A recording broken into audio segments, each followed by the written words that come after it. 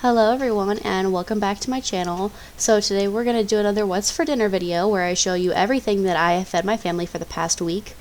So to start off, we are making a simple Alfredo, and I actually made everything from scratch. What you see me doing right here is rolling out the pasta, and because I got a pasta roller for Christmas. I've really always wanted a pasta roller, and so I actually got one. And I will link the pasta roller that I got down below, but for those wondering, I rolled the dough out to a thickness of the 4 level, and then I just stuck it in the fettuccine cutter. But it made like the perfect fettuccine noodles, and then I just boiled them for 2 or 3 minutes in some really salted water. And then for the Alfredo sauce, it's super easy. It's just soy milk, cashews, some sauteed onions and garlic, nutritional yeast, and the recipe called for lemon juice, and I actually used white vinegar because I was out of lemons. And it tasted different than it did the last time I made it, and it said not to do any substitutions, which I think that's why it tasted different. But it was still really good even with the substitutions, so I'm not mad at all. And I just served it with a side of steamed broccoli that I seasoned with some Cajun seasoning and seasoned salt. And I'm trying to show you like the texture. It was kind of thick. I should have added some water to it.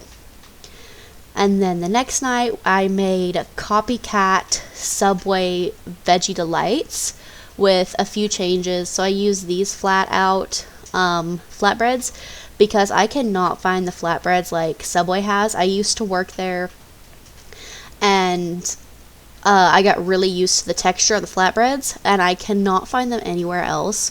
They're not like any other flatbread. They're really, really thick, almost like a pita bread, but they're not. They're like a flexible pita bread, and I cannot find them anywhere. And so I just cut up a bunch of vegetables and threw them in the wraps with some vegan mayonnaise and vegan ranch. And I actually filmed this on my phone because my camera had died because I forgot to charge it, and so it's slipping because I was too lazy to put the camera mount on my tripod, and I just kind of balanced it against my tripod. So that's why the phone is somewhat slipping, and please ignore just how bad the background is. I'm in the process of fixing it. But I just added some vegan mayonnaise and some homemade vegan ranch, and then added all of my toppings and folded it in half and served it with a side of steamed asparagus.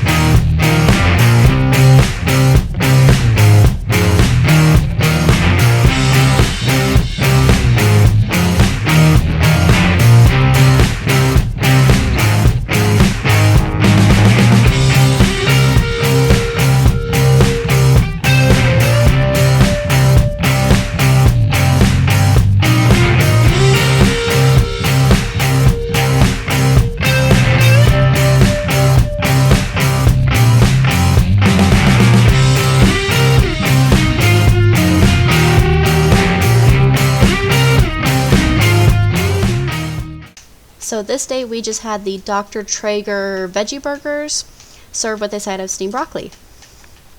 And then the next day I made some Mexican quesadillas, is what the recipe's called. I just kind of eyeballed everything.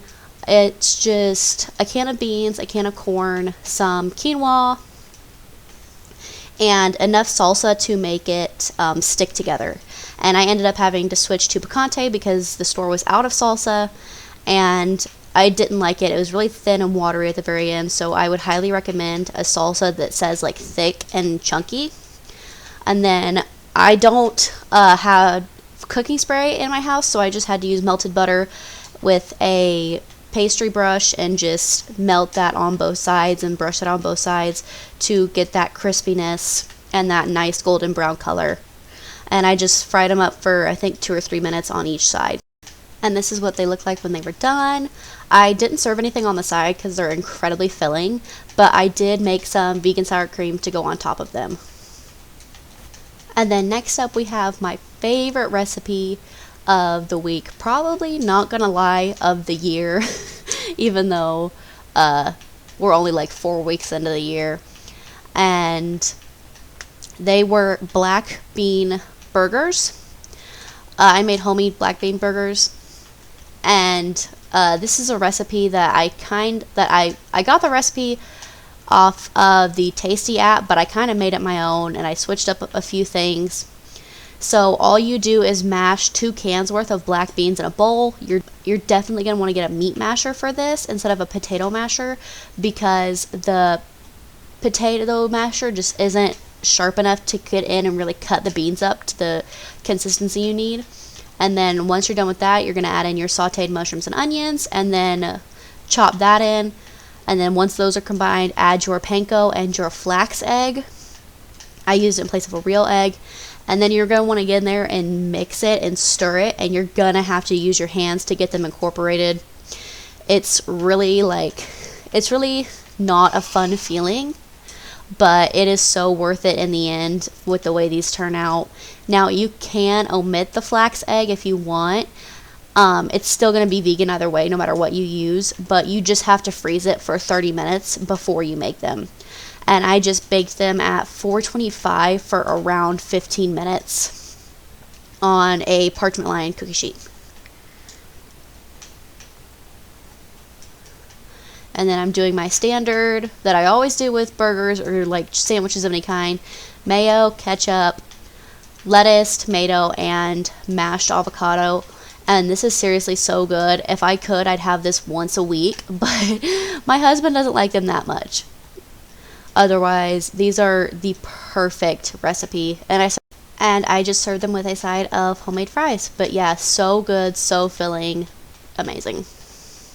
So for the last meal of the week, we have this vegan pad thai. I'll link the recipe down below. It was really, really good. I forgot to film, but it was incredibly good. And that is all we have for the recipe. But I hope you guys enjoyed this video and you got some inspiration. And if you did, maybe give this video a like and share. But that is all for now, and I will see you next week.